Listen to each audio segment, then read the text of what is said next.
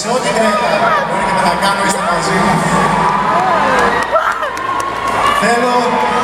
Θέλω όμως, θέλω να κοιτάξουμε κάποια άλλη μέρα, θέλω να κοιτάξουμε τα επόμενα 10 χρόνια και θέλω να είμαστε όλοι μαζί και να συνεχίσουμε να κάνουμε όμορφα δημιουργικά πράγματα. Θέλω να ευχαριστήσω τους συνεργάτες μου, χωρίς αυτούς δεν θα μπορούσα να είμαι εδώ σήμερα μπροστά σας.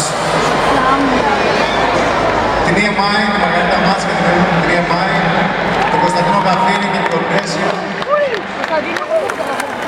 τον Δημήτρη Κοντόπουλο, όλα αυτά τα χρόνια που έγραψε υπέροχα τραγούδια, τον Γιώργο Θεοφάνος, που ξαναβρισκόμαστε μετά από αρκετά χρόνια και μου έχει γράψει ηχείες τώρα, τώρα το τραγούδι που θα ακούσετε νομίζω σε λίγο. Έτσι λοιπόν θέλω